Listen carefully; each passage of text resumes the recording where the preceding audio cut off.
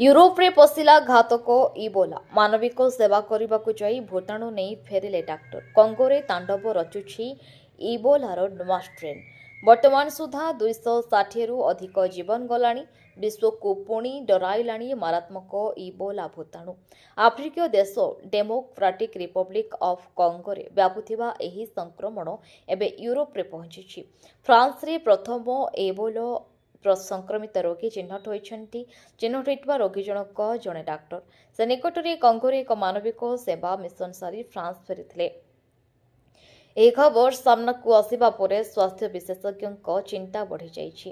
ସମ୍ପୃକ୍ତ ଡାକ୍ତରଙ୍କଠାରେ Ebola positive ଜଣାପଡ଼ିବା ମାତ୍ରେ ତାଙ୍କୁ ତୁରନ୍ତ ସ୍ୱତନ୍ତ୍ର ହାଇ କଣ୍ଟେନମେଣ୍ଟ ଆଇସୋଲେସନ୍ ୱାର୍ଡରେ ଭର୍ତ୍ତି କରାଯାଇଛି।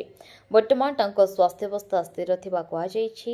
ସଂକ୍ରମଣ ଯେପରି ଅନ୍ୟମାନଙ୍କୁ ନ ବ୍ୟାପିବ ସେଥିପାଇଁ ଫ୍ରାନ୍ସ ସ୍ୱାସ୍ଥ୍ୟ ମନ୍ତ୍ରଣାଳୟ ପକ୍ଷରୁ କଣ୍ଟ୍ରାକ୍ଟ ଟ୍ରେସିଂ ଜୋରଦାର କରାଯାଇଛି। ତେବେ ଏହା ସ୍ଥାନୀୟ ସଂକ୍ରମଣ ନୁହେଁ ବରଂ ଏହାଦ୍ୱାରା ସାଧାରଣ ଜନତାଙ୍କ ପ୍ରତି ବିପଦ ବହୁତ କମ୍ ବୋଲି ପ୍ରଶାସନ ଆଶ୍ୱାସନା ଦେଇଛି। ମେ ମାସରେ କଙ୍ଗୋରେ ଅଫିସିଆଲି ଇବୋଲା ଆଉଟବ୍ରେକ୍ ଘୋଷଣା କରାଯାଇଥିଲା। ଏହା କଙ୍ଗୋର 17ତମ ଇବୋଲା ସଂକ୍ରମଣ। ଚଳିତ ବର୍ଷ ବ୍ୟାପୁଥିବା ଏହି ଭୂତାଣୁ ବୁଣ୍ଡି ବ୍ୟୁଗୋ ଭାଇରସ୍ ଷ୍ଟ୍ରେନ୍ ପୂର୍ବରୁ ଆସିଥିବା ଜାୟାର ଇବୋଲା ଷ୍ଟ୍ରେନ୍ ଭଳି ଏହି ନୂଆ ଷ୍ଟ୍ରେନ୍ ପାଇଁ ବର୍ତ୍ତମାନ ସୁଦ୍ଧା କୌଣସି ଅନୁମୋଦିତ ଭ୍ୟାକ୍ସିନ୍ ବା ସ୍ୱତନ୍ତ୍ର ଚିକିତ୍ସା ଉପଲବ୍ଧ ନାହିଁ। ଜୁନ୍ ମଧ୍ୟଭାଗ ସୁଦ୍ଧା କଙ୍ଗୋରେ ସଂକ୍ରମିତଙ୍କ ସଂଖ୍ୟା 1000ରୁ 1068 ଟପିଛି। ମୃତ୍ୟୁ ସଂଖ୍ୟା ପ୍ରାୟ 260ରୁ 269ରେ ପହଞ୍ଚିଛି। ଚାଲିଥିବା ଗୃହଯୁଦ୍ଧ ଓ ଗମନାଗମନର ସମସ୍ୟା ଯୋଗୁଁ ଆଫ୍ରିକାରେ ଏହି ରୋଗକୁ ନିୟନ୍ତ୍ରଣ କରିବା କଷ୍ଟକର ହେଉଛି। ଫ୍ରାନ୍ସ ସମେତ ଅନ୍ୟାନ୍ୟ ଦେଶ ଏବେ କଙ୍ଗୋରୁ ଫେରୁଥିବା ଯାତ୍ରୀମାନଙ୍କ ଉପରେ କଡ଼ା ନଜର ରଖିଛନ୍ତି।